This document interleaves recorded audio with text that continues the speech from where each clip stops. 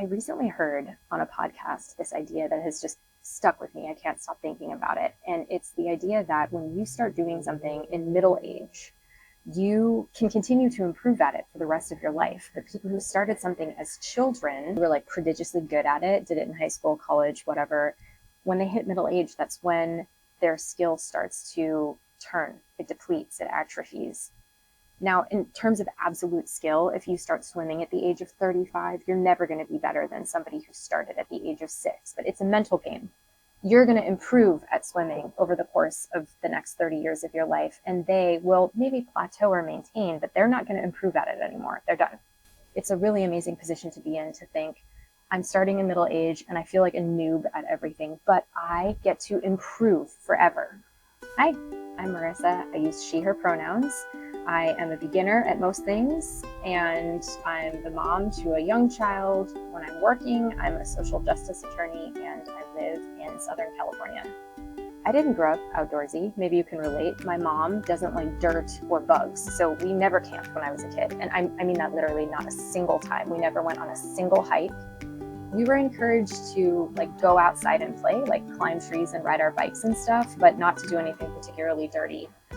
So it's not that I never went outside, it's just that I didn't do those kinds of like adventurous exploring things that a lot of kids got to do. It wasn't until my 20s that I started dipping my toe into outdoor activities. I went camping for the first time, I went hiking for the first time, I skied for the first time. Learning skiing as an adult, by the way, is such a shit show. It is unbelievable. We'll talk about it. That's a whole thing. I moved from Pennsylvania to Southern California, and so sort of like this whole literally a sea of opportunities opened itself to me. I started interacting with the ocean, which I had never done before. During the pandemic, a friend taught me about trail running, so we started that. And then eventually that same friend, I think for lack of a climbing partner, taught me how to top rope. So I got into climbing a little bit.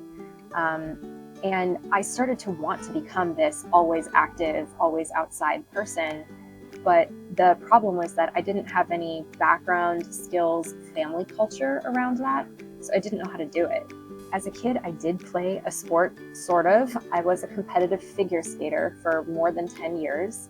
And if you know anything about skating, you know it's kind of a year-round thing that excludes any other activity. And I did only skating until I was in college, when I spent 2 years as the goalie of my school's club lacrosse team, which was awesome. It was the first time I ever played a team sport. So I would consider myself a person of like average. I'm an average person. I have average skill, average athleticism, average resources for a person of my age and demographic, which is white lady, 37 years old, living in Southern California. So what is this channel? I have a couple of goals. First, it's hard for me to find relatable, age-appropriate content on social media that is about being a beginner, but being a beginner in middle age and like having a kid and maybe having other time constraints and responsibilities.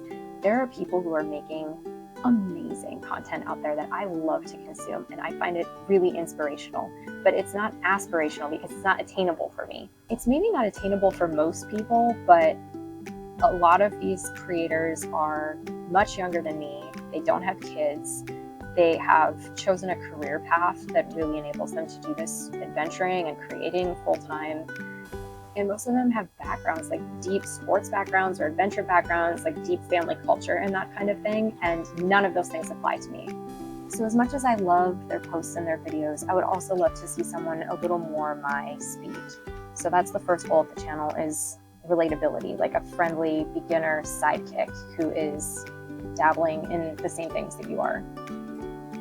The second thing we're doing here is not skipping the in-between stuff, because one of the things that those amazing content creators do is that they make the activity they're doing, like surfing or skiing or whatever, look easy because they're really good at it. But they also make accessing the activity look really easy because in their content, they skip that part. And I don't know about you, but for me, wrestling my 9-foot foam board on the roof of my car, driving for an hour to the beach, finding parking, and putting on my wetsuit are almost as much of a barrier to learning to surf as actually learning to surf. But people are skipping that part. And I get it. It's a little boring. You don't want to watch that. Except maybe you do. Because again, but I think I'd feel a little less of a noob if I knew that somebody else was struggling with all of those things that I just listed, or maybe even not struggling, but just like noticing them. Like, hey, we're all spending like an hour trying to get to the beach from Pasadena, right? Hey, we're all like having to put our board up and down 6 times because we keep forgetting which way it's supposed to go.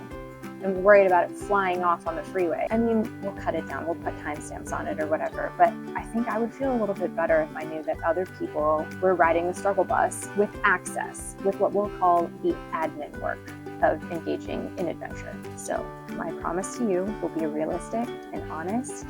We won't parody beginnerness or make fun of people who are beginners, including ourselves. Follow along, we'll learn, we'll be scared, and we will take a long, hard look at the sticking points of being a beginner. I'm so glad you're here.